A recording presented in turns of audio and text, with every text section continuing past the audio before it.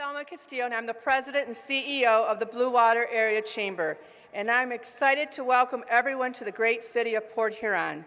It's been 3 long years since the last time we were together in 2019 for the last Day of the County. So much has happened in our county, in our state, and in our country. Despite these challenges, we have come out stronger than ever, and I believe it's because of the people that live and work in St. Clair County.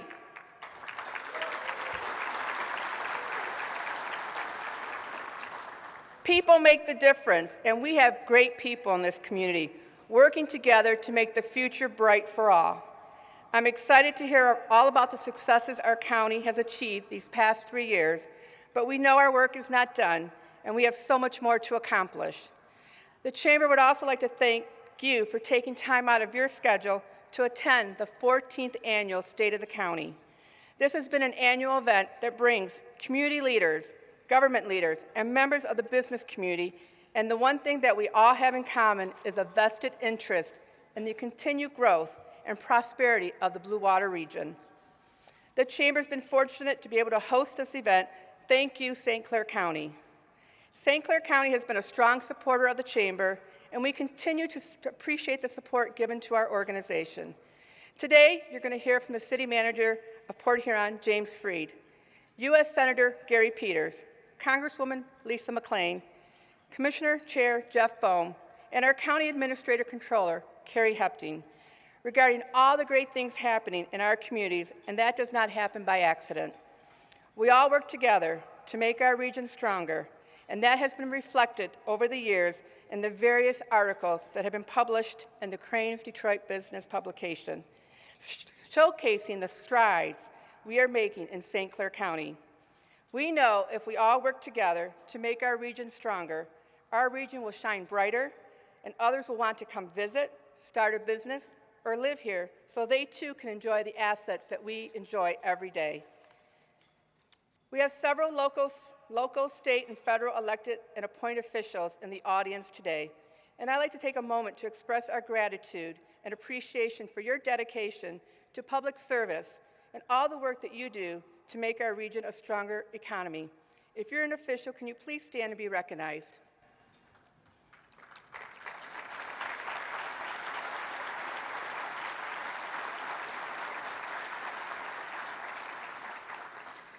The Chamber is fortunate to have several levels of sponsorship for this event.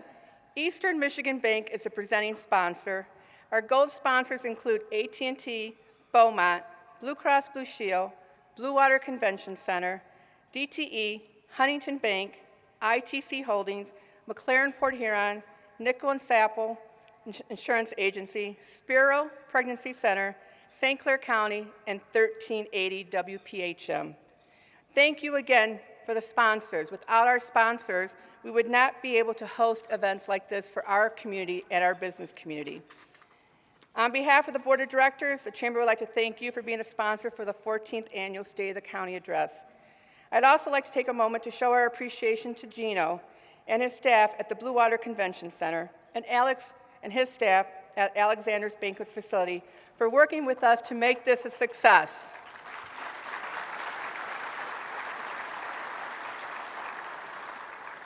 We all know that the past 2 years have not been easy for these businesses, and they definitely have stepped up to the plate today. And again, thank you for everything that you do to support the Chamber. At this time, I'd like to recognize our Board of Directors. They too provide endless support to the Chamber, and we are grateful that our board members support our programs and events. Can I please have our Board of Directors stand and be recognized?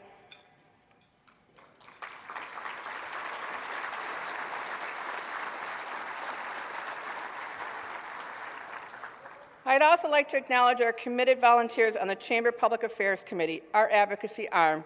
Over the years, our Public Affairs Committee have met to discuss federal, state, and local issues that impact our business community. And again, thank you for being here today, for supporting our community. And I also like to thank our volunteers who helped out our staff today. Thank you for everything that you're doing here. We couldn't do it without you, and we appreciate everything. Now it is my pleasure to introduce City Manager of Port Huron. At the direction of the Mayor and City Council, Mr. Freed provides leadership to all city staff. He oversees the daily operations of the city. In addition to day-to-day management, under the direction of the mayor and city council, he develops annual operating budgets, plans long-term capital improvement projects, and oversees project development and project execution. He has a decade of leadership experience in both the public and private sectors. This gives him a unique perspective on local government, as well as the needs of the business community. He has proven experience in economic development, community development, government administration, fiscal policy, grant writing, collective bargaining negotiations, project management, environmental protection, and constituents relationships. He believes strongly that regular communication with local businesses and residents is essential to good government. He also serves on several boards in the community. Please welcome James Freed to the podium.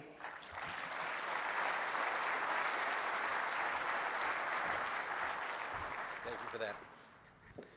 Good morning, good afternoon. It's great to be here today. I spoke with Mayor Rep earlier today. She wanted me to share with you that she wishes she could be with you all today. She went on to tell me that she's sitting on a beach in South Florida and that she really didn't mean that. So you get me instead. A lot of dignitaries today here, so I will keep this very short. It's good to see the Honorable Judge Damon here. The voters of this county elevated you from mayor to judge in the last couple years, and I think I speak for everyone here. We did so to avoid another hour-long mayoral welcome from Mr. Damon. Throughout human history and throughout American history, you look at points of great challenges and great peril, and it's always been an opportunity to expose and reveal the heroes in our community. And so before we get into this event, I think we should take a moment to acknowledge the heroes who ushered our community through this pandemic and allow us to meet today in such a large group. Our county is home to 3 amazing hospitals, well run, home to doctors and nurses who put their lives on the line to save our friends and families and neighbors. Tireless dedication, long hours, short-staffed. Tri-EMS and all the paramedics in the county rush to homes, put themselves in harm's way to get people the care they need, not only getting them to the hospital, but to get them treated with the treatments that came out later on. Our EMS workers and paramedics are woefully underpaid and understaffed, and hopefully next year we can address that. To the police officers and firefighters here who had to sleep in their pole barns and in their garages and sheds to separate themselves from the dangers they faced at work, to their families, we recognize you and know that you were also there with the paramedics, assisting, lifting, helping people. Thank you.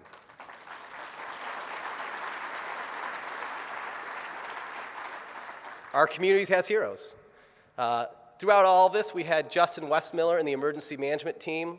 Whether it was thermometers or PPE, our county emergency management worked tirelessly to ensure that hospitals, municipalities, and schools had what they needed. Throughout all of our struggles, there was a steady keel guiding this community, and that was our Director of Health, Dr. Annette Mercantant.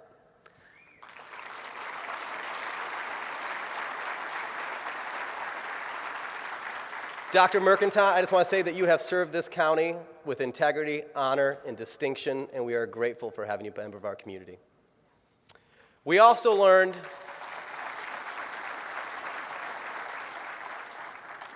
reaffirmed what we already knew, and that is that there was no such thing as a non-essential worker. Everyone in our community was essential, whether it was a dishwasher, the waitress, the frontline worker, the stocker at the grocery store. Everyone is essential. Our economy is roaring back, revenue's up, our unemployment is at 30-year lows. These are a time of plenty. But we must use these times of plenty to do good. And there are generational problems that together we're going to need to tackle. Workforce housing and access to housing opportunities, education, job training, childcare, access to childcare in our county, and broadband. These are all generational challenges that will require the collaborations and the partnerships that our county is known for. What we have achieved in St. Clair County and in Port Huron doesn't happen all around the state, but it's happening here because we are partners at the table. We set aside our differences, our partisan labels, and we get to work. And so I look forward to working with all of you in the future to tackle these major issues. I firmly believe that future generations will look back on history and see a divot in history from which we all came together and pivoted our community to a more prosperous and hopeful future for everyone. Thank you.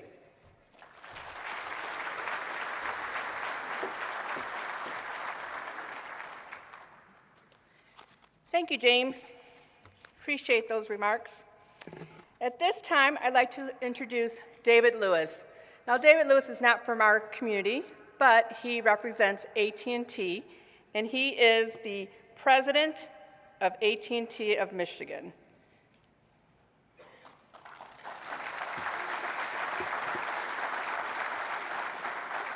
He was appointed in March of 2018, and as president, Lewis is responsible for regulatory, legislative, and external affairs, as well as community and industry relations throughout the state of Michigan. AT&T has more than 4,100 employees working and nearly 13,000 retirees living in Michigan, a company that has invested more than $1.4 billion in its best-in-class wired and wireless networks in Michigan between 2018 and 2020. Since assuming the state president role, Lewis quickly became a leader in the Michigan community, joining the boards of the Michigan Chamber of Commerce, Detroit Regional Chamber, Detroit Economic Club, the Lansing Regional Chamber of Commerce, and the Walsh College. He was also named a Michigan Chronicle Men of Excellence honoree and chairperson for the Salvation Army of 2021 Red Kettle campaign.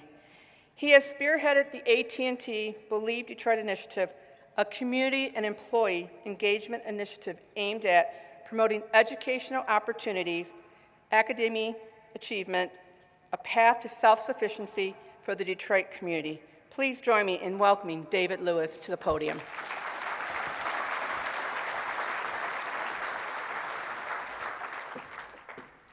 Thank you, Thelma. Well, I guess it's officially good afternoon. Good afternoon, everyone. It's good to see you all. It's good to be out and about, and I'm most proud that I can still fit my suits because I haven't worn one in quite some time. But thank you all for having me. As was introduced, my name is David Lewis, and I proudly serve as the president of AT&T Michigan. For over 140 years, AT&T has been committed to connecting people in meaningful ways. We learned just how important that connectivity is over the past 2 years during the pandemic. In early 2020, broadband access in our state became a top issue as the need for remote learning and working became a necessity. It has been and continues to be a priority for us at AT&T as we continue to expand our broadband services all across the state. As was just mentioned, between 2018 and 2020, we invested $1.8 billion to enhance Michigan's wireless and wireline services and infrastructure. We are also investing $2 billion nationally over the next 3 years to address the digital divide, to ensure people have access to connectivity and resources they need to be successful. And of course, we're extremely proud to be continually expanding our FirstNet network, providing public safety with the dedicated coverage needed to serve communities all over the state. The investments have made us the nation's largest fiber build, providing broader reach and speed for all of our customers. Lastly, we proudly provide affordable national broadband rates and special low-income household solutions. Giving back and investing in the communities we serve is part of our mission and focus that includes it here in St. Clair County. Collaboration with the public sector is critical to further expanding broadband availability and accessibility. That is what AT&T does, that is who we are, and we are dedicated to continuing to strengthen our network in Michigan. Now, I'm proud to introduce a great leader and advocate for the state of Michigan. U.S. Senator Gary Peters was first elected to the U.S. Senate in 2015 and re-elected in 2020. He focuses on uniting our communities and working toward finding common ground for the greater good. Senator Peters is chairman of the Senate Homeland Security and Government Affairs Committee, which oversees the Department of Homeland Security and is the Senate's top oversight committee. He also serves as the Senate Armed Services Committee and the Senate Commerce Science, and Transportation Committee. Senator Peters is recognized in the U.S. Senate as one of the most effective and bipartisan senators, according to the Center for Effective Lawmaking. In 2019 and 2020 session, he was recognized as the #1 most effective senator in the U.S. Senate, despite serving in the minority party. This year alone, Senator Peters has authored and passed landmark legislation to improve our nation's cybersecurity and reform the U.S. Postal Service, along with legislation and provisions to expand federal contract opportunities for small businesses. He has also actively worked to combat human trafficking, establish a Great Lakes Center of Excellence for cleanups, increase Great Lakes restoration, including an initiative funding, cleaning up PFAS contamination, expanding defense projects in Michigan, and much, much more. I think you all would agree we are lucky to have him as our U.S. Senator. Ladies and gentlemen, please join me in welcoming U.S. Senator Gary Peters. Take your time. Take your time.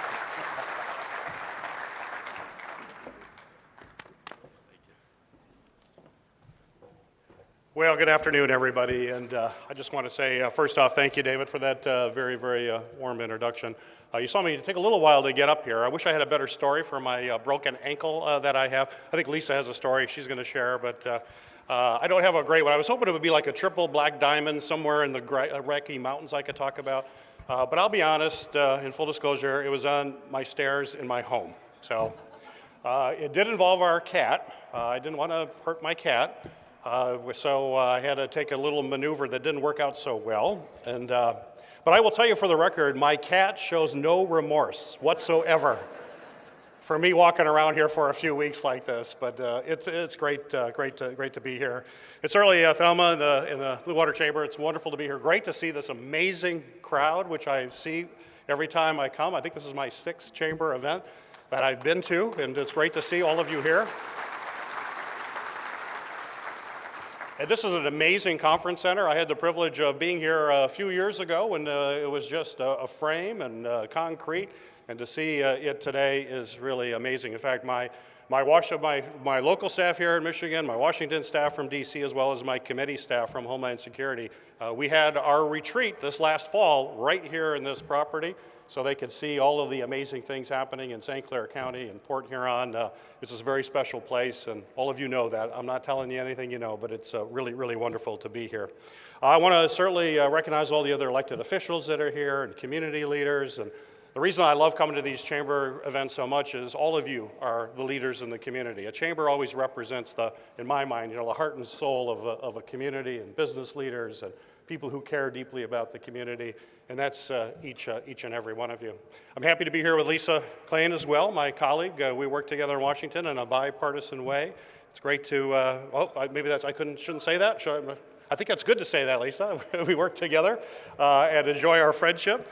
And we share some duties. We both serve on the Armed Services Committee, for example, and we share a passion. One thing we definitely share a passion for is to making sure we have a strong military and make sure Selfridge Air National Guard Base continues to be strong and vibrant for as long as we can possibly see.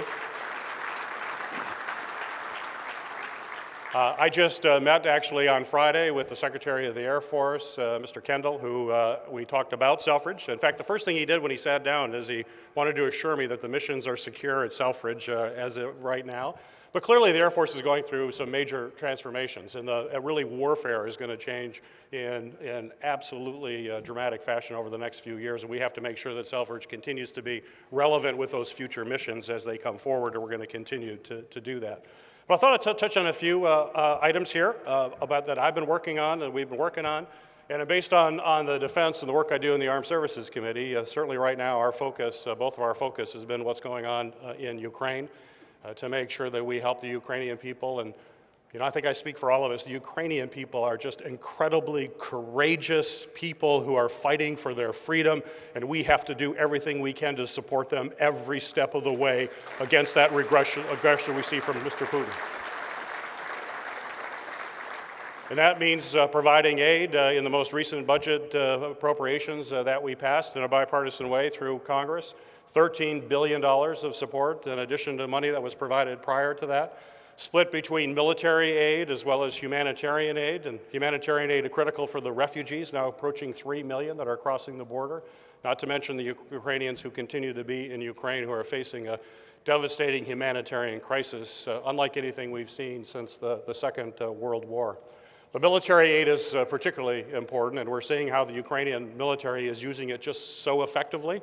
They've been training with our special operations forces for a number of years. It's certainly been helpful, but they have been able to take it to a new level, particularly the Javelin missiles that we've been providing. You've probably been reading about the Javelins and how they're able to take out armor from the Russians. In fact, just to give you a story about how the Russians understand how effective the Javelin missiles are, I was in Ukraine a few years ago, just prior to the Ukrainian military getting their shipments of Javelins. And you know, the Ukrainians have been fighting the Russians for some time in the Donbas region in Ukraine. And they were in combat while we were there, and they were about to receive the Javelins. And we met with some of the generals from the Ukrainian military, and one of the generals said, he goes, let me just tell you how important these Javelins are for the defense of our country. He says, we know right now we're in combat, we're on our communications, but we know the Russians have hacked into everything. Very sophisticated. They're listening to everything that we are saying as we're talking to our units in combat. And we had a situation just recently, I think it was the day before we were there, where Russian tanks were actually advancing on a position. And so they put across the communication, granted, they didn't have these, let me be clear, they said, move the Javelins forward, we've got Russian armor advancing. And they said the tanks stopped. Clearly they were listening. They stopped and retreated. The only problem was they didn't actually have Javelin missiles at that time. And they said, you know, eventually they're going to catch on that we don't actually have them. But luckily they did receive those. And now we're seeing them being used for devastating impact against the military, and now actually even having a counteroffensive. So we're going to continue to be focused on it. It's a dangerous situation, clearly, with NATO, and we're going to need to continue to have these crushing sanctions that are really having an impact on the Russian economy as well to go forward. The other issue that I want to chat about, and this has an impact for small businesses as well, and it was mentioned in my bio, the work that I've done on cybersecurity, which is a major focus for me as chair of Homeland Security. And given where we are right now, we're expecting that we could see increased cyber attacks against all of us. That means everybody here as well. The Russians are very, very sophisticated in cyber. We're a little surprised they haven't been using it yet, but that doesn't mean they won't use it in the future, so we need to be prepared for that. And one thing that we've worked on, and we were just passed, is to make sure that we actually get the information of what's happening. Just to have some situational awareness, and we've passed a cyber incident reporting bill, which is one of the most major pieces of legislation we've passed in the cyber front, and it will require critical infrastructure to report when a cyber attack occurs to CISA, which is our cybersecurity infrastructure security agency, then presented to the FBI and other law enforcement folks. Right now, we estimate we only know about a quarter of the attacks that are coming into our country. That's unacceptable. We have to know what it is. You know, when you go into battle, you have to have situational awareness. You have to know where your enemy is. You need to know what sort of weapons they have. You need to know where your forces are. You have to have that information, and we don't have it. We're going to now require that for folks that operate critical infrastructure going forward. And that will allow us then, one, to better prepare for those attacks, and two, let everybody know these are the attacks that are coming into our country. You need to prepare to stop it. The way I describe this is like for those of us in our neighborhood, you know, if you're in your neighborhood and a burglar is in your neighborhood hitting houses, you want to know that. You want to know that someone's doing that for a couple reasons. One, you're going to make sure you're going to lock your doors. And two, you want police driving through your neighborhood more because there's a burglar there. Same thing with cyber. We want folks to know that they better make sure their locks are fine. And then we're going to want to make sure we've got the ability to actually find out who's behind it and hold them accountable as well. So with that passed, it is critical, and it's particularly critical for ransomware. And this is where I want to bring this up for all of you. Ransomware is attacks that we have where they lock up, seize your computers, and then ask for ransom. It's accelerating. You've seen some of the big ransomware attacks, the Colonial Pipeline recently that shut down a pipeline in the southeast part of the country for a while because of that ransomware attack. But this is the statistic that should give everybody a pause here in the audience. It has been estimated, or shown actually by surveys, that if you're a small business and you get hit by a ransomware attack, we find that within 18 months, 60% of those businesses are out of business. They're gone. We've got to strengthen this support. Homeland Security has to work with small businesses. We've got to identify who these bad guys are, and I'll tell you, most of these bad guys are operating out of Russia with a wink and a nod from Putin and his gang, and we've got to hold them accountable, and we've got to aggressively attack them. But you have to be aware now, even be more vigilant with your systems right now. Make sure you're doing some of that basic cyber protocols. It's critically important because I'm sure we're going to see some of that coming. I've already passed legislation that I've authored to help protect water systems. We've got legislation recently passed into law, again bipartisan, to help K-12 school districts, and we are going to continue to strengthen those defenses when we can. The one other issue that I wanted to mention, which is a focus, in fact, I'm going to be holding a field hearing in Detroit on Monday on this for dealing with semiconductors and supply chains, is one of the challenges we have in this country right now is that we have to harden the supply chains that we have for everyday business. And all of you are experiencing what's happening with supply chains, particularly disrupted with the pandemic. But it's not just it was beforehand. As was mentioned, I chaired the Homeland Security Government Affairs Committee. We're the Oversight Committee. I did oversight on drug shortages that we had back in 2019. Drug shortages. We have a big problem in this country, prior to the pandemic even, where a lot of drugs are in shortage, drugs that we should be able to use. In fact, hospitals on a regular basis have to meet and they're going, we have a shortage of this drug. What drug do we need to replace it with for our patients?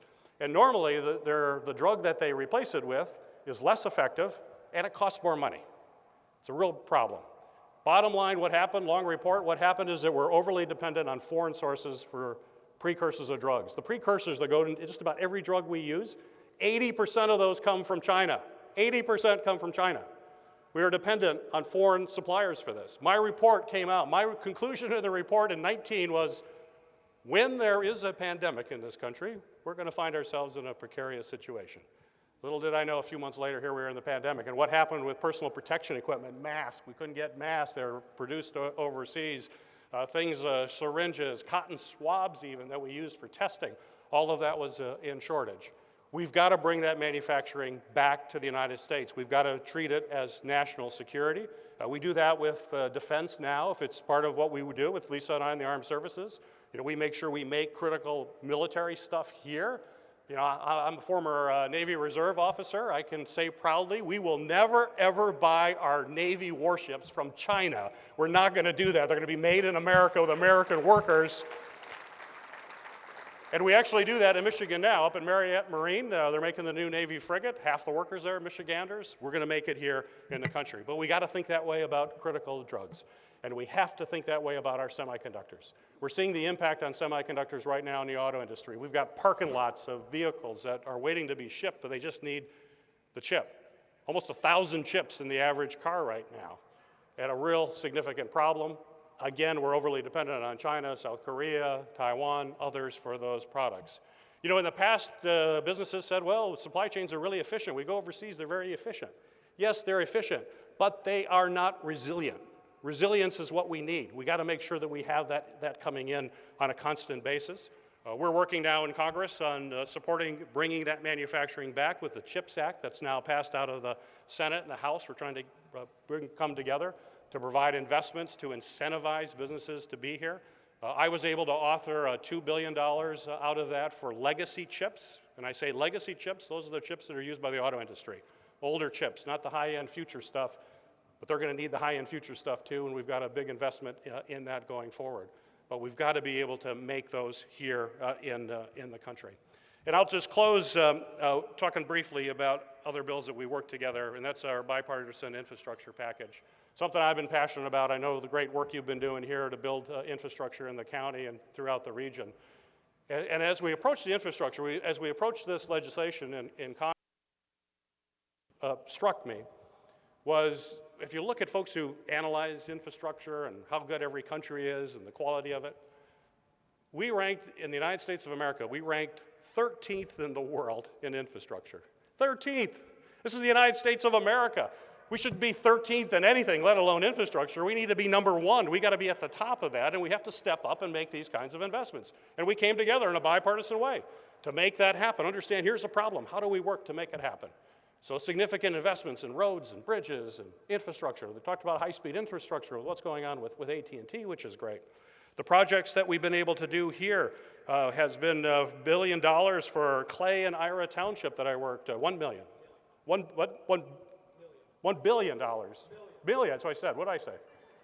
Oh, you know, billions, millions. It's a difference. There's a big.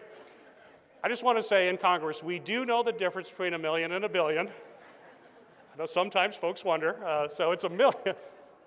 There's a lot of smiling faces, though, from Ira Township when I said that number. So they're like, whoa, we got a bigger number. So $1 million coming in there, St. Clair Water Program, Marysville, all coming in to be helpful. I put a provision which we're hoping to get some of these grants locally as well. It's called the STORM Act, which I authored and now is funded with $500 million. And the STORM Act is grants, which I would hope all of you will work to make sure you're applying for it.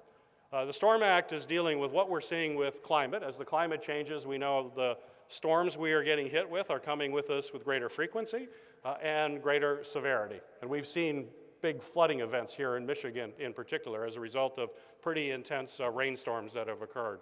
So what this is a grant from FEMA that actually will provide money for you to rebuild infrastructure up to standards to handle a storm.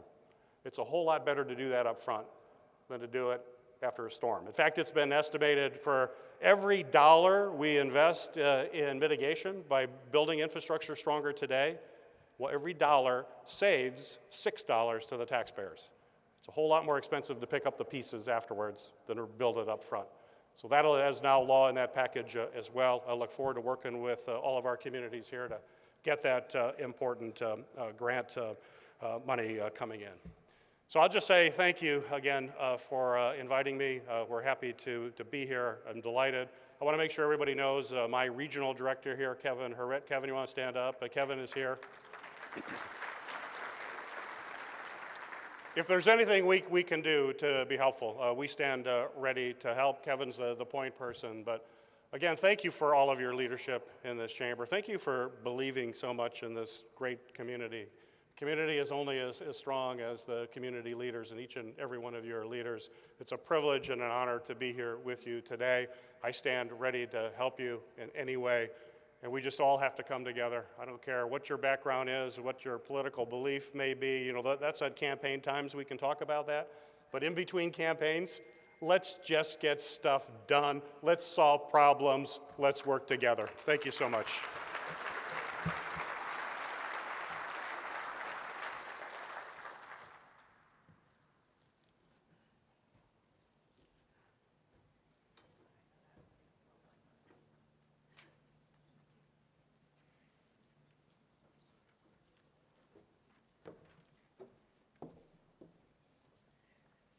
First of all, I'd like to thank David Lewis for his remarks. We appreciate that in introducing our senator.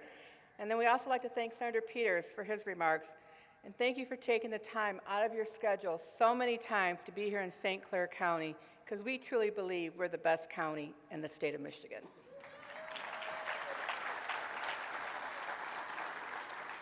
At this time, it is my pleasure to introduce Congresswoman Lisa McClain, who is serving her first term representing Michigan's 10th Congressional District. She is a member of the House Armed Services Committee. She's a strong supporter of our armed forces and a voice for Michigan's defense assets, including Selfridge Air National Guard Base. On the Armed Services Committee, she serves on both the Subcommittee on Military Personnel and Readiness. She also serves on the House Education and Labor Committee, where she will work to advocate for schools to reopen for in-person learning full-time. On the Education and Labor Committee, she serves on both the Higher Education and Workforce Investment Subcommittee and the Civil Rights and Human Services Subcommittee. She's very busy in Congress. Prior to Congress, Lisa spent more than 30 years in the business world. She knows how to run a business and supports policies that allow businesses to grow and people to prosper. She is also the founder and president of North End Support Team in Macomb County, which helps residents suffering from drug abuse and addiction. Please welcome our Congresswoman, Lisa McClain.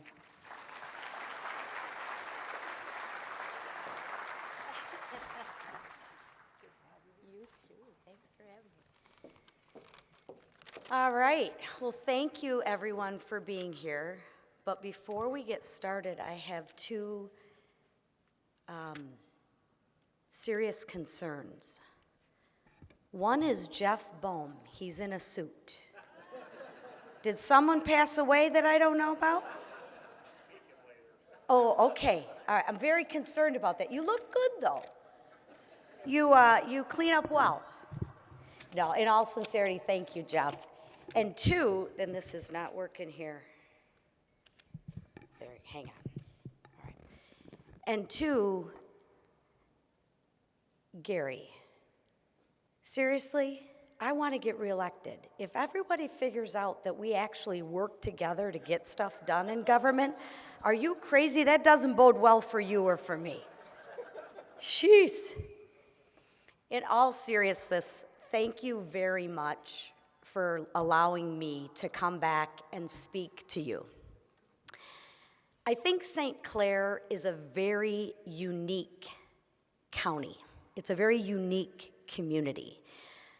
It's very different than a lot of other communities or cities or government agencies that are together.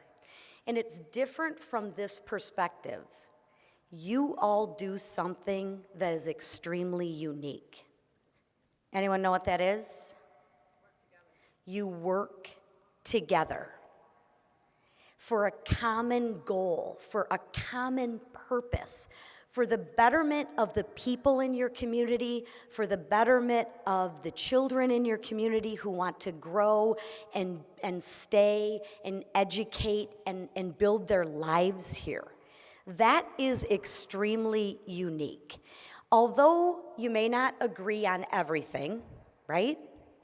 You do it in a respectful fashion, and at the end of the day, you go to a better place because you work together. A lot of that is because you're born and raised here, but also I think you understand economics, and you understand business, right?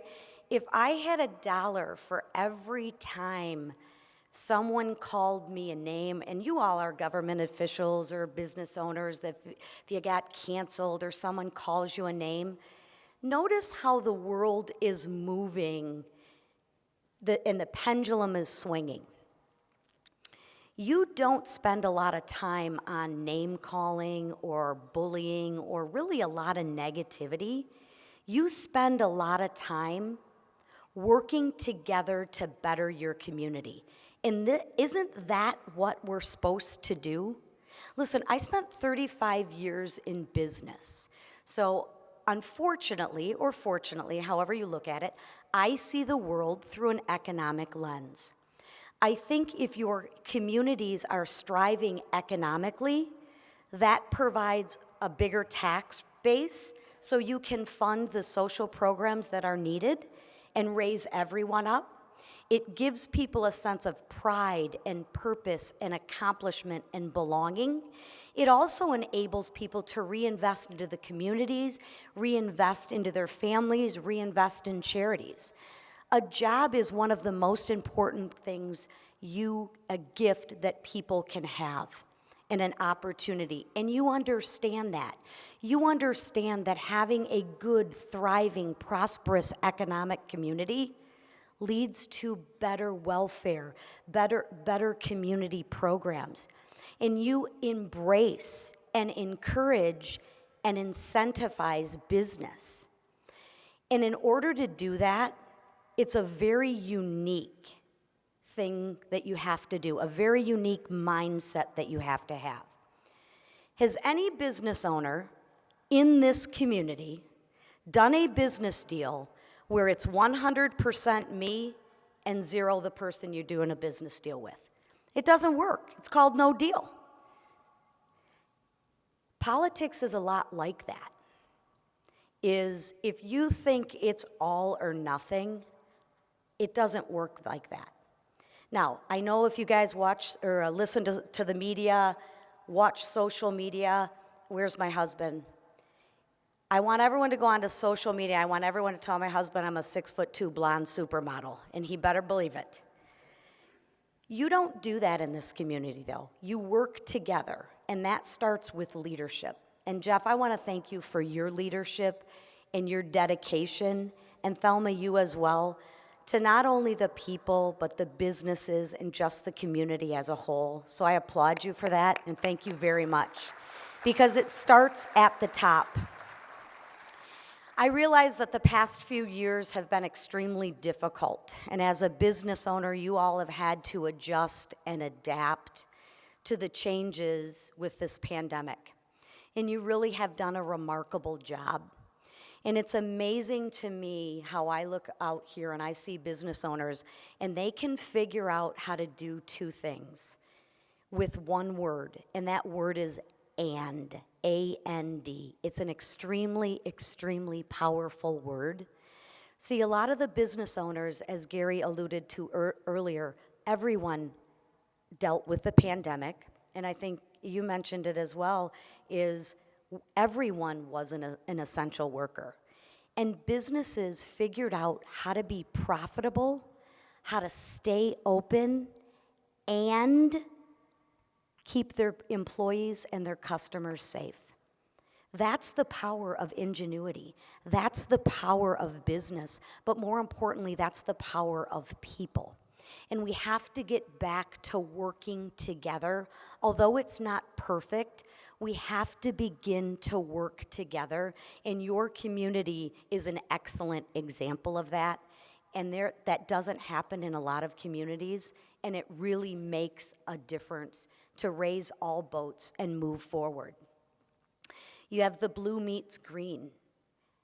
I mean, we were just at an opening the other day for a new watering hole in Port Huron. Businesses are coming back. I feel that the state and the economy is beginning to open up, and people are beginning to get out again. Look at how everyone is here and together, and it just feels right.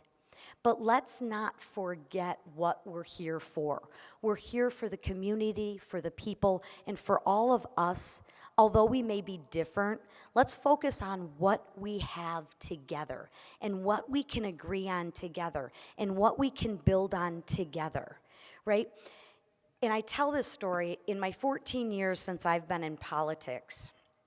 I got a lot of experience, almost as much as you, Gary. But I thought really I was going to go to D.C. and there was going to be this evil hatred. You know, people would hate me and I would hate them. It's really not. I mean, trust me, somebody's going to put on Facebook that I said something nice about Gary Peters and I'm going to be a rhino and oh my God, here we go. But it doesn't matter to me because at the end of the day, I believe in people. I believe inherently people are good. And in Congress, both sides have their extremes. Both sides have their extremes. But the bulk of people who are there actually want to do good.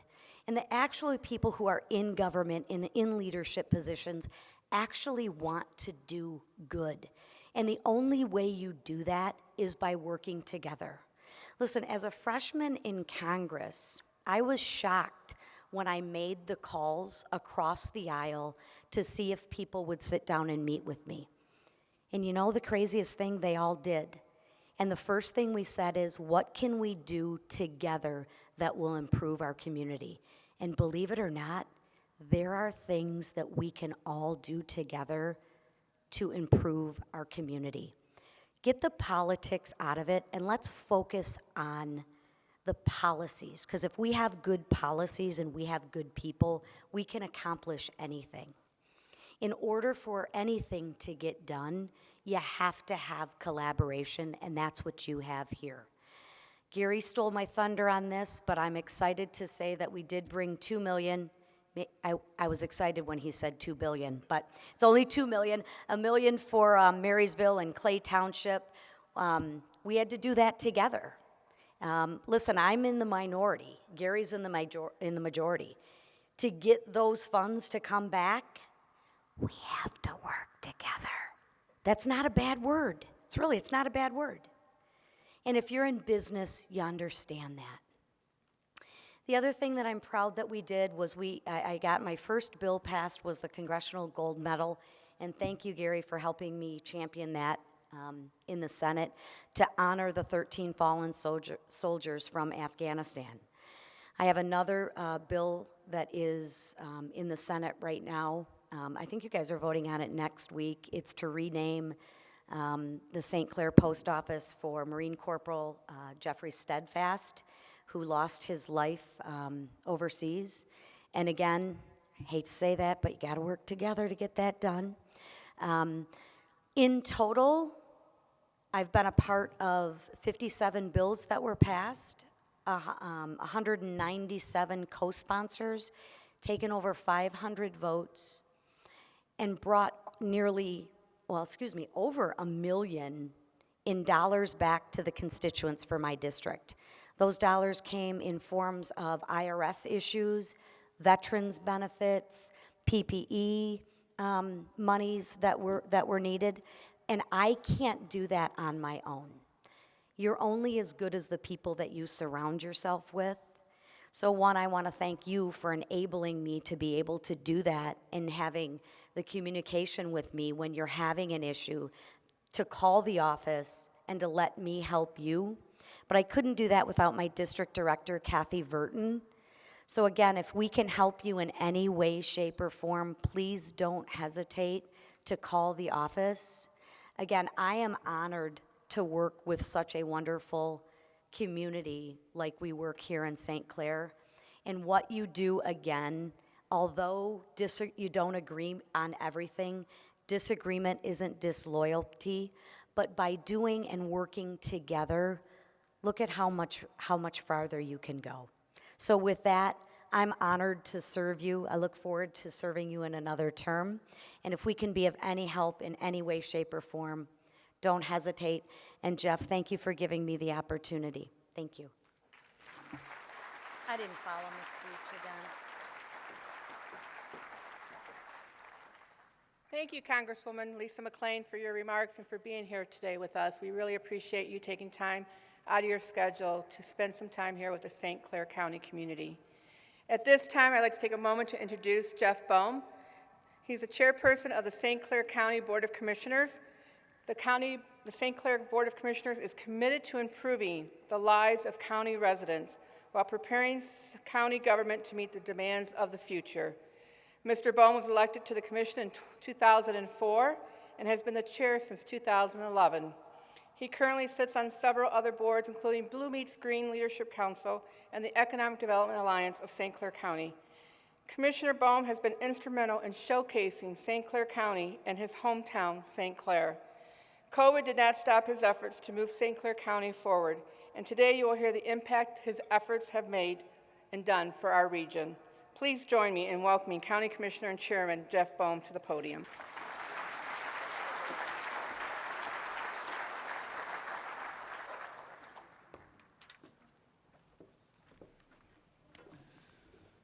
Okay. Man, I actually had hair 3 years ago. I saw that picture up there. A couple things, little housekeeping details. Our CVB, Marcy Fogel, left this at your seats over there. Everybody please grab that. It shows all the amazing stuff that we got going on here in St. Clair County. Talking about amazing stuff, last week, any of you that read Cranes, there was about a 7 or 8 page article on St. Clair County and Cranes to showcase and highlight. I have a lot of elected officials in the room today, and a lot of my friends from Macomb County are here, and we often talk about how important it is for St. Clair County to do well, the importance of Macomb County doing well, because if you think about it, it's roughly 40% of our people actually work outside of the area, 32% people work in Macomb. So I'm actually going to go off cue here a little bit, and I want these guys to come up front. I'm looking for Brad Kirsten, the Chesterfield Township Supervisor, Frank Viviano, the Macomb Township Supervisor. I need you guys up here.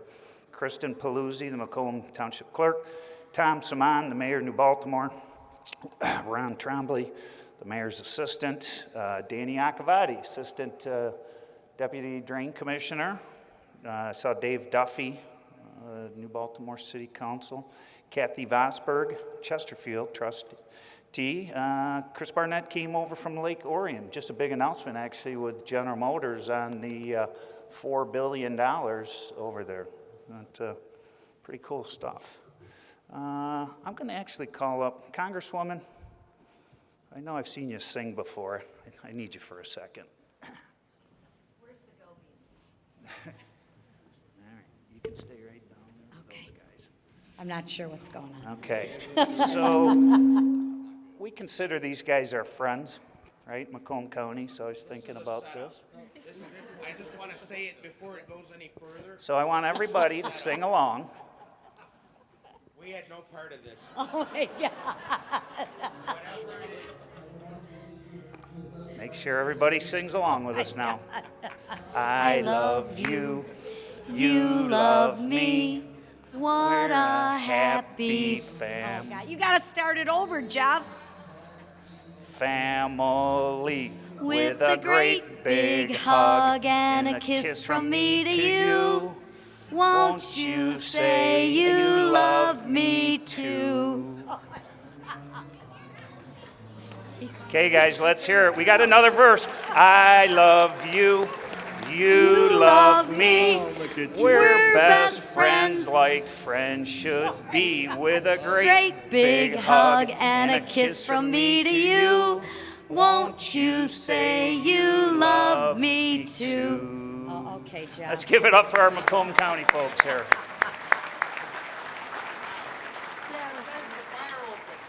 Yeah. Now, when you go to bed tonight and that tune is stuck in your head, you'll be able to thank me. So, fortunate. Can I work off of this right here? Do which one? To the right? Okay. Well, Mark Hackle was up here earlier today, and he had another event that he had to go to. And so Congresswoman McLean called me yesterday, says, Jeff, I'm not going to be able to make the thing today. I don't have anybody to watch my dog. So your dog is in good hands right now. Understand where we rank in the food chain, so Mark's doing a good job keeping an eye on your dog.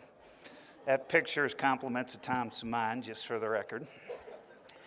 So when we were thinking about what I was going to talk about today, I was actually coming home up the water the other day, started down in Ira Township and just was driving and really started looking at all these great projects that really were happening in St. Clair County. And I actually live in East China. I kept going and I said, man, there's like 9 or 10 really big, cool things that have happened in the last year. So we're going to highlight a couple of those projects.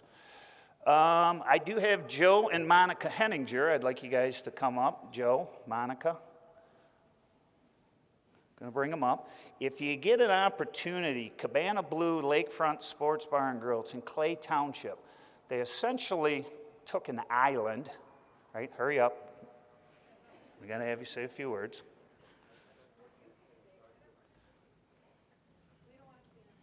Well, you were not singing. Yeah, no songs. But this place is absolutely amazing what they've done with that. If you get a chance, get down there. You want to talk a little bit about what you did here? Yeah, well, first I want to thank Jeff for inviting us out here. And we opened a restaurant. We started back in October, our opening day, October 29th. And we were very fortunate to be able to find a pretty good staff. And we've hired 48 people out of St. Clair County that are working for us now. We're looking to hire more people. The community has been great. One of the big things I said when I started out is I wanted to make sure, the food was great and the beer was cold. And, we've accomplished that. We've been on waits, a waiting list on Friday, Saturday, and Sunday. So we're getting good turnout, and we're just want to be an asset to the community. So talk a little bit about the boat slips. You've got room for 130 boats? Yeah, we've been approved by the Army Corps for 135 boats. We also have a bridge onto the island, which is a 106-car parking lot right now with a 65-car overflow on the island. It's a 4-acre island. So they actually live in here on Harrison Township, but you came up as a kid, a lot of boating in this area. So can you give these guys a round of applause for a major investment in our community? Thanks, Jeff. Thank you. So I'm as I progress through this, it's kind of working my way south to north, but we've got the Marine City Marina project. Just got phase one. If you're a boater, if you go into Marine City, for the longest time, there was nowhere to ever even be able to pull in and park your boat. So this is the first step of a three-phased approach to really help with the downtown. So really excited. They've got 14 day slips to be able to park boats and so on. So it's a really good first step for Marine City. Riverbank Theater. I saw Kathy Verton in the house. They are currently constructing a 350-seat theater in St. Clair. That's actually, the parking lot is under construction. That's what the finished project's going to look like. They are doing some fundraising right now to assist with that, but I got an opportunity to go to Stratford twice to take a look and to understand the financial impact of what that really brings to a community. Super amazing. I can't thank Tom and Kathy enough for spearheading this and moving it forward. Rockin' in the Plaza, something that came out of COVID. If you've been down there, we actually do live shows. We started 2 years ago. This is our third summer. First had about 30 shows. Last year we had 122. This year we have 160, which is 154 more than Port Huron and 157 more than Marysville. I always got to throw that cheap shot. Magna. 17 months ago, a cornfield. Literally, corn growing there, 17 months. 360,000 square foot, phase one, 350 jobs, 110 million in investment.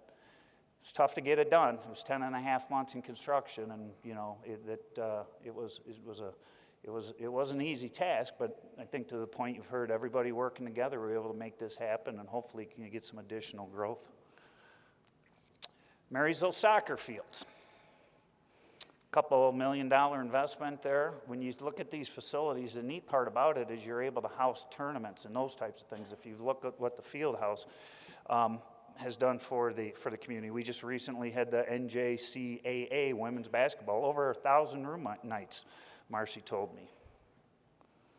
Got our new EDA building, which is going up. And actually, if you see this infused, the guy, Vince Cataldo, is sitting in the room. He's the architect on half of these projects here, so kudos to Vince for really helping out. The Wrigley Center. So I got Larry and Tracy. Come here, Larry, I need you. Formerly known as the Bohm Dome. We used to call the old Art Van building, I think Freed put that on there, the sign on there, and sent it over to me the one day, the Bohm Dome. And Larry, as many of you know, owns a lot of stuff down, and this project is nothing short of amazing. You want to talk a little bit about what you got going on there? Well, I just want to thank everybody for letting me be here and talk. I'd say it's like three things. I have a great banker, a great architect, and YouTube to be able to accomplish this. But it's really nice to have, I'm one person, and it takes a community to make something like this happen. And the public really needed this and wanted this is the reason why it's happening. So I want to thank, I could just name people after folks that have participated in making this happen. So I look forward to everybody enjoying it. Okay, thank you. Thank you. Give them a big round of applause.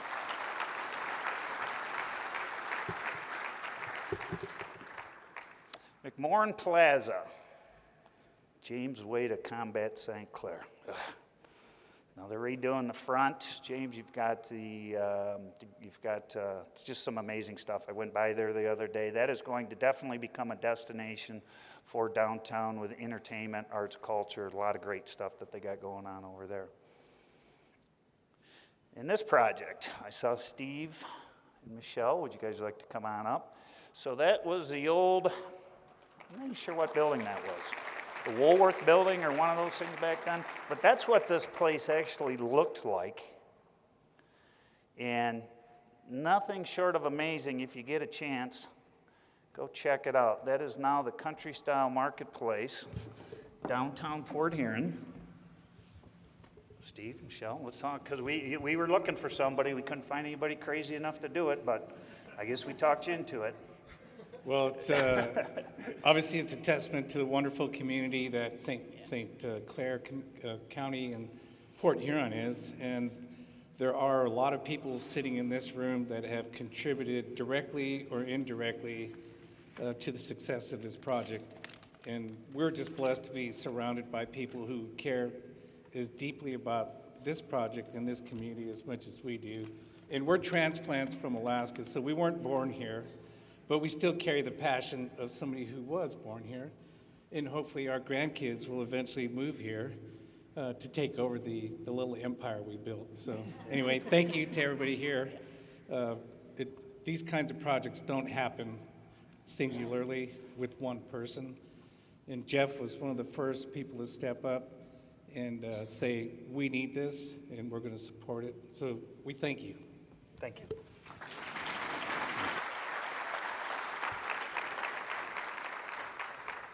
And there's others. Chris Paul, Warwater, couple expansions. If you get a chance, go see his place. Nothing short of amazing. The reason I wanted to highlight these projects today, these all happened in the last couple of years, right? When we were down and out, I mean, this is some pretty game-changing stuff. So if we can do this in a tough time, the future for St. Clair County is extremely bright. And Randy Fernandez, I need you. Where's Randy? Come on.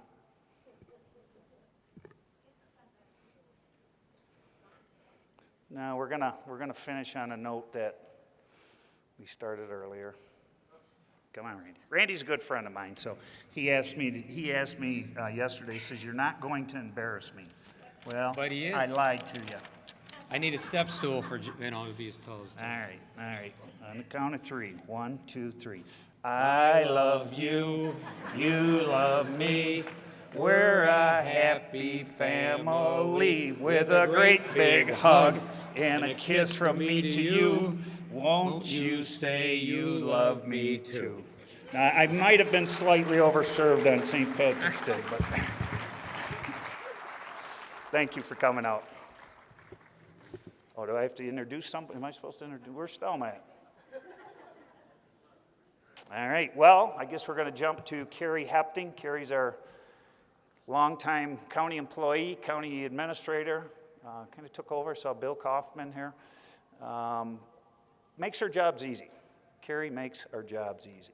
So with that, come on up, Carrie.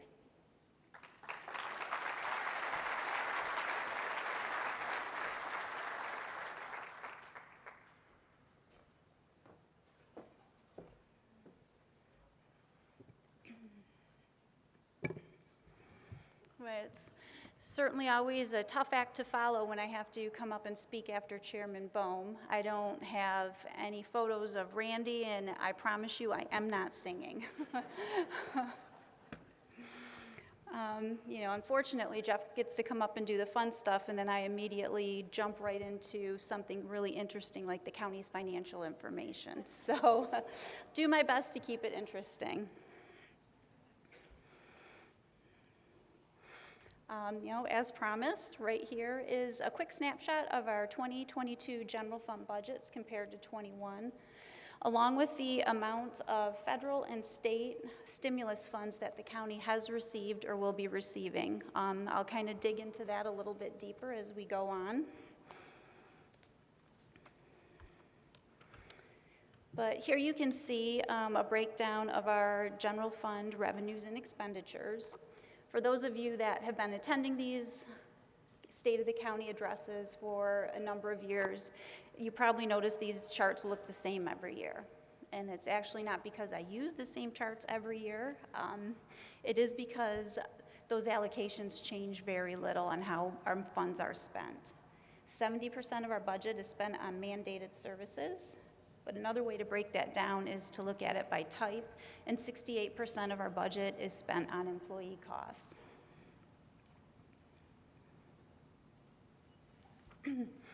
2021 was a milestone budget year.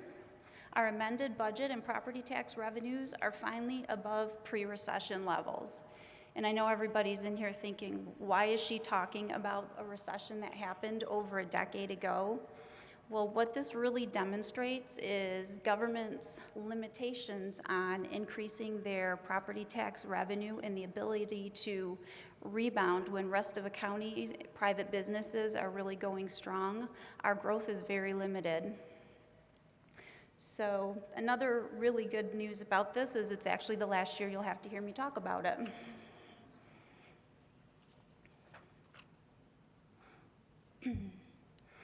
When you look at the county's pension and retiree health care liabilities, the county has always been ahead of the curve in terms of funding and pre-funding. Our plan levels are determined by an annual actuarial valuation. These valuations are based on numerous assumptions such as interest rates of return, rates of retirement, and inflation. The accuracy of your valuation is only as good as your assumptions. In 2019, our actuary performed an experience study to make sure our assumptions were all in line with our actual performance. While each assumption was reviewed and modified, the most impactful was to our pension system. We lowered our long-term expected rate of investment return from 7.5 to 7. As a result, we did see a slight drop in pension funding from 91% to 85%. But based on our new funding schedule, with increased contributions, our plan should reach back up to 100% within the next 10 years. Despite the experience study, our retiree health care plan had minimal changes and has actually increased every year. Part of this is a result of phased-in healthcare plan design changes made by the board over a 3-year period, along with increased contributions.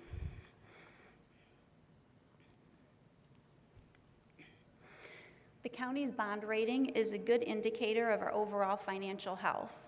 Our bond rating has stayed consistent as a AA with a stable outlook. In our last rating, Standard & Poor's cited our strong budgetary performance, conservative budgeting, and a stable fund balance in support for their rating. And similar to refinancing your home, the county regularly reviews all our outstanding debts and market conditions to see if we can achieve savings. Last year, we completed a refunding on this building right here, our Blue Water Convention Center bonds, and were able to save just over $1.3 million in interest costs over the remaining life of the bonds. Over the past 10 years, we've done this with 7 of our bond issues, saving us over $4.8 million in interest costs. During that time, we also paid down our general debt obligation and have actually completely paid off 2 of our bond issues, one for the county's administration building and the other for the first phase of our 800 megahertz towers.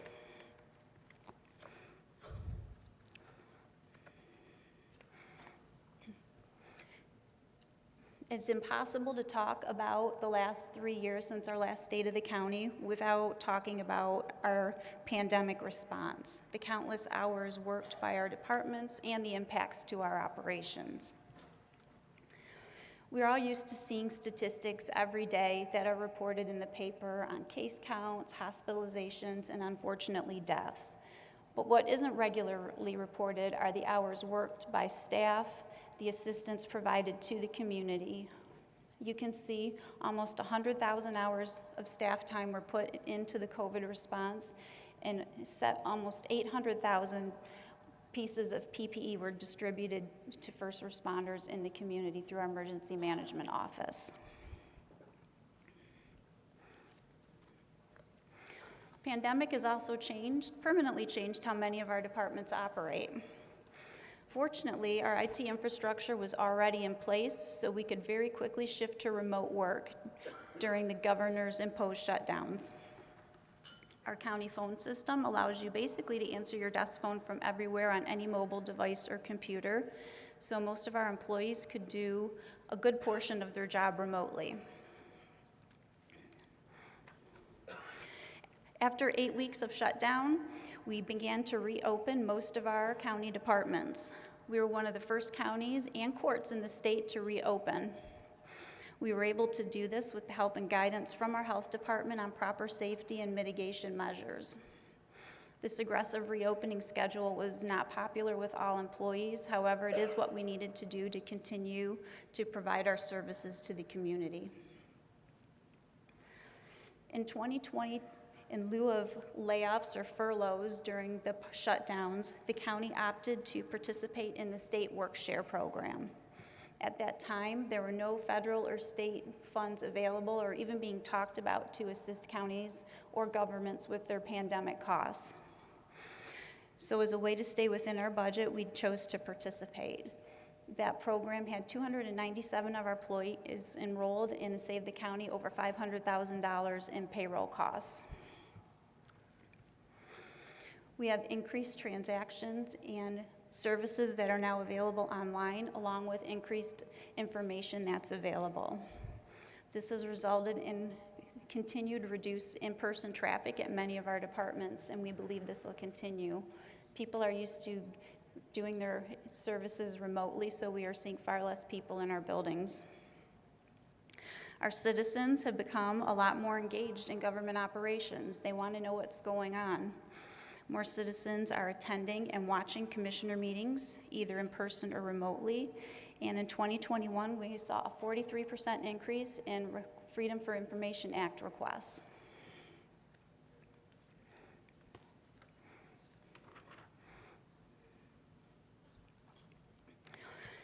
So COVID has had a very significant impact, a financial impact on the county, but not in the way we initially thought it would.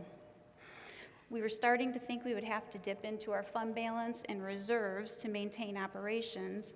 However, that all changed with the passage of several funding bills. In 2020, we received $5.7 million in CARES Act funding. These funds helped us offset our pandemic costs, essential worker wages, along with mitigation measures needed for a safe reopening. During that time, because many operations weren't fully going, we lost $4.8 million in our normal revenue, so those funds filled those gaps.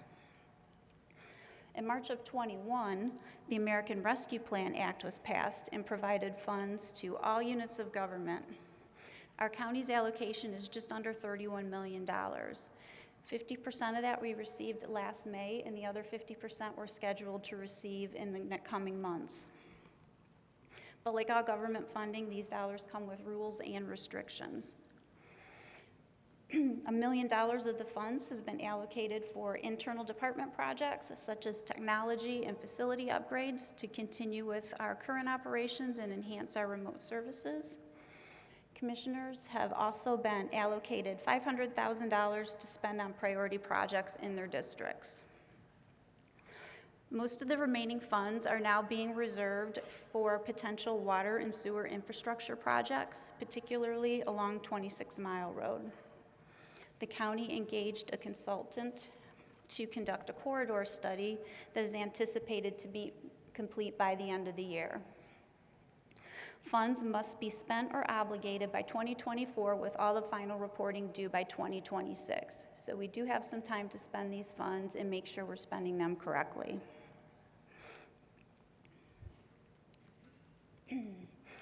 Every year, the county produces and publishes a report card on our website with several economic indicators that measure how we are doing as a community. In 2021, we saw $167 million in investment, resulting in the creation of 584 new jobs. Commissioner Bohm has already highlighted some of the major projects during his presentation, so I won't repeat those. We did see a slight decrease in our population as a result of the 2020 census. Our per capita income is increasing and unemployment is low. There are plenty of open jobs right now in our community for anyone that wants to enter the labor force. As we continue to attract new businesses and create new jobs, the current and future challenge will be filling these open positions.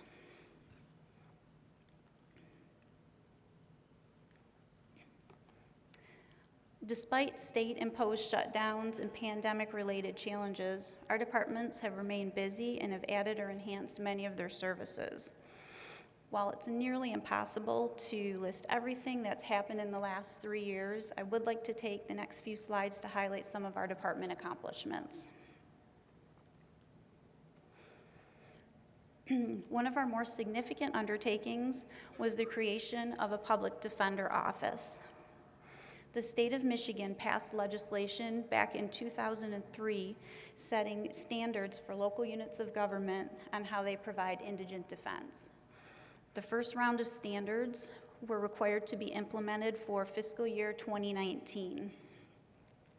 As we worked through the implementation of those first 4 standards and we looked at the 4 that were coming, it became quickly apparent that a public defender's office was going to be the best way to provide this service. The additional costs associated with implementing these standards, and in our case, the creation of the office, are all funded by the state of Michigan. For fiscal year 22, we received $2.3 million to fund the department operations, which includes 25 employees.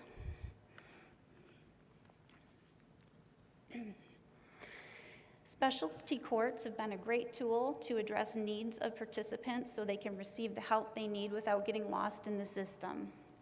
In 2020, the district court implemented a drug and sobriety court. Since that time, the program has averaged 10 participants. We do anticipate that participation will increase now that we are back to full operations.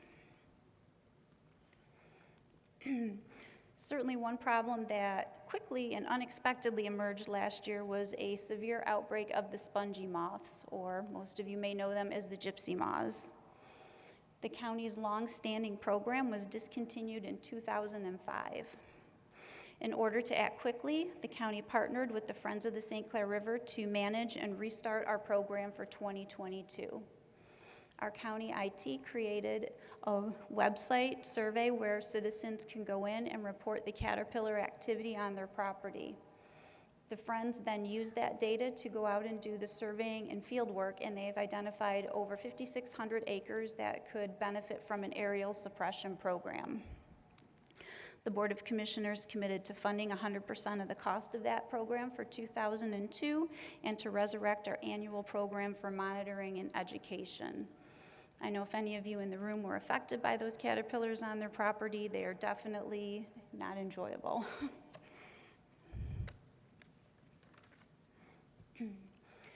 The health department's only focus this past 3 years has not been pandemic response. They have enhanced many other services, such as nurses and mental health services in our schools. In addition to our Teen Health Center location, we now offer mental health services at 2 schools and wellness clinics at 4 of our schools.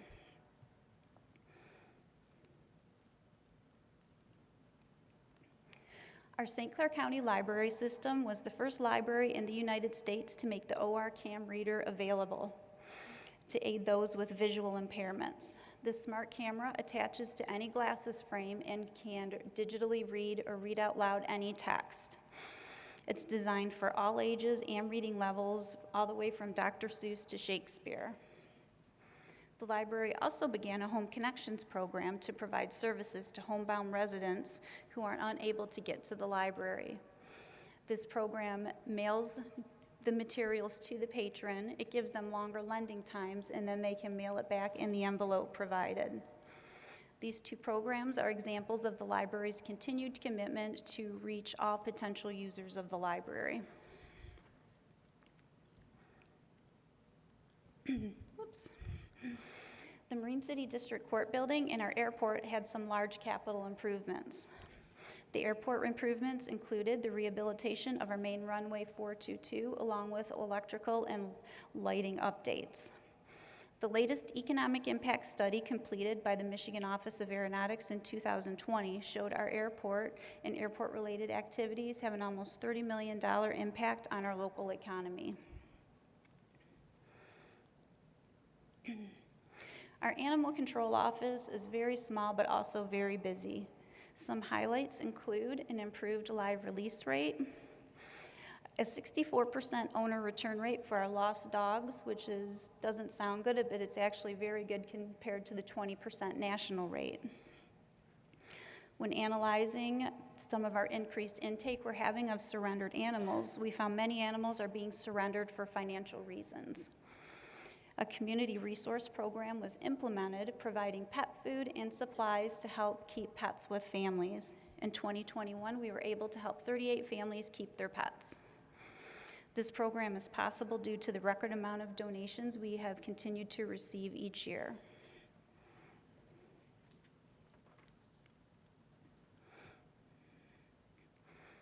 The Sheriff's Office is the largest county department and accounts for 36% of our general fund budget. Some recent initiatives include the implementation of body cameras for all deputies. This system went live in June of '21. Part of this project also include a new camera system for each patrol car. New and upgraded cameras were installed in the intervention center to increase safety for inmates, staff, and visitors, and court video booths were available for remote court hearings and less movement of inmates. Our Sheriff's Department has had a long-standing partnership with anchor-based schools for a school resource officer. And we now have resource officers for Port Huron schools and Memphis schools. The Marine Division had extra patrol hours due to the high water levels. In 2021, they had over 3,300 patrol hours with an additional 525 on a no-wake zone grant for those areas that were particularly affected. Our jail population has declined since the start of the pandemic. 20 and 21 bookings were 38% lower than our pre-COVID averages. And as of right now, this trend is continuing so far into 2022.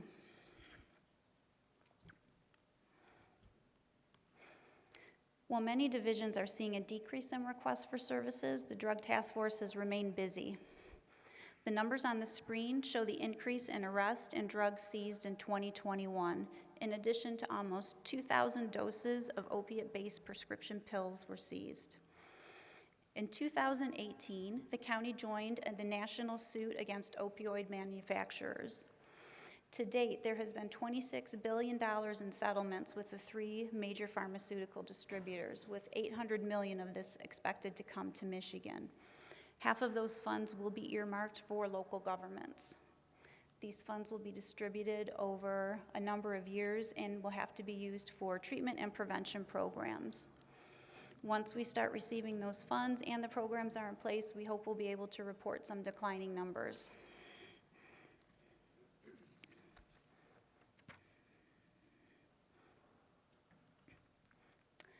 The Blue Water Convention Center had to take an 18-month pause during the pandemic. During that time, the facility was used as a mass vaccination clinic, and we were able to complete several facility upgrades with our CARES funding during the closure. The 2 Stream Time live cameras located on the building have been a popular addition. The live camera stream is available to watch on YouTube and has viewers from all over the world enjoying our beautiful sunrises and freighter activity. Since our reopening, business is back on track with a record number of conventions scheduled for 2022.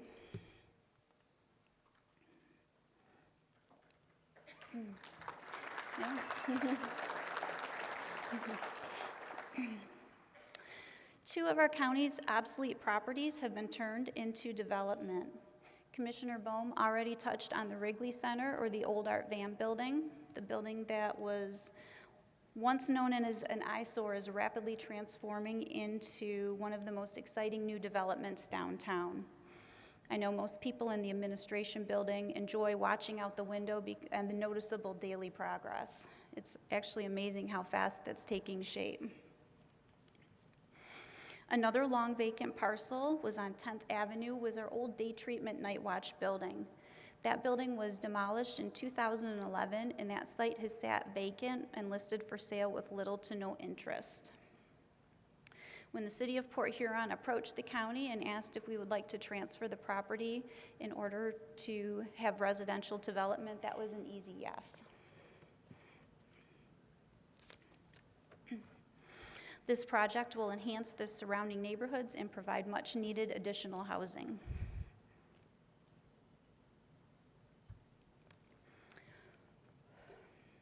Our parks and recreation have always been popular, but the demand for outdoor recreation significantly increased during shutdowns. With 6, soon to be 7 county parks, there are always projects and improvements happening.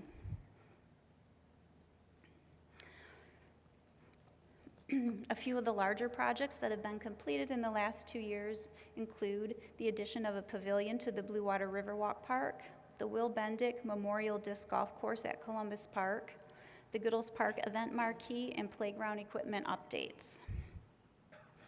In 2021, the county secured funding to acquire a 10-acre parcel along the north channel of the St. Clair River with the assistance of Six Rivers Land Conservancy, grant funding, and Clay Township.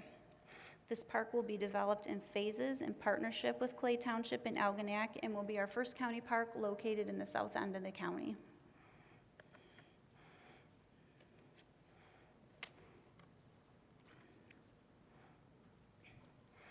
Looking forward, the county has a lot on their plate. The county, like everyone else, is experiencing difficulty filling and recruiting employees in many essential positions. We have seen a 42% increase in retirements over the last 2 years and a similar increase in employees leaving for other employment. In the coming year, we are going to be focusing on recruitment and retention programs and getting these vacancies filled to help provide some relief to our understaffed departments. One of the Board of Commissioners' main focuses will be the usage of our Rescue Plan Act dollars and leveraging them with the other infrastructure and stimulus dollars as they become available. The available amount of funding right now for projects is unprecedented, and it's probably something we'll never see again. New funding opportunities seem to be announced daily, and it's a constant effort to make sure we're monitoring and ensuring we're positioned to take advantage of any opportunities that come across. The county's comprehensive master plan is currently being updated and will serve as a roadmap for where and what type of future development may occur. Citizen input is crucial to the process, and our planning department will be holding 3 community visioning meetings where residents can share input and ideas. Senator Peters discussed cybersecurity, and that affects the county as well. As increasing attacks are seen, our IT department is constantly monitoring and implementing changes to our system as threats evolve. Now, as an end user, that's sometimes very frustrating when you come in and you can't do something today that you could do yesterday, or you have a few additional processes you have to do. However, we know it's necessary to keep our information safe and our operations running. The completion of a broadband strategic plan was identified as a Blue Meets Green priority. Staff has worked closely with Connect Michigan on analyzing updated mapping and countywide survey results for residents and businesses. We know federal and state stimulus funds are available specific to broadband, so we will continue to work with interested internet providers to leverage these funds and bring service to all of our underserved areas. The county has several aging facilities along with many departments that are outgrowing their existing space. The state of Michigan currently leases half of the administration building, and that lease expires in 2023. We're currently exploring and looking at options for that space in the event they choose not to renew their lease.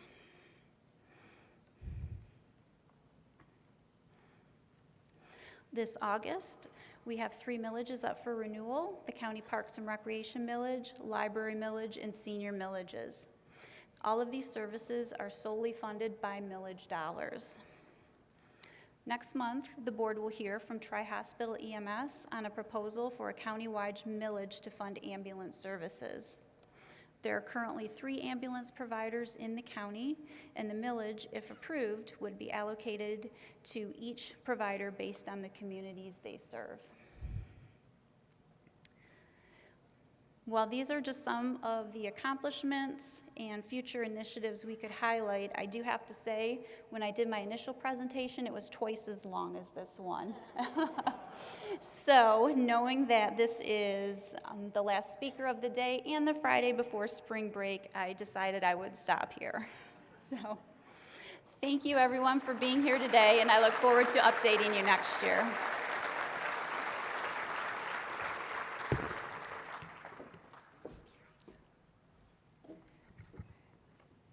Thank you, Jeff Boehm and Carrie Hepting, for all those remarks. As you can see, there's so many things happening in St. Clair County, and I know it's a little longer than normal, but again, we haven't had this in 3 years, so we had to touch on a couple of items that was been happening at the county level. I'd like to thank you all for being here today. We really appreciate you coming out and spending your afternoon with us.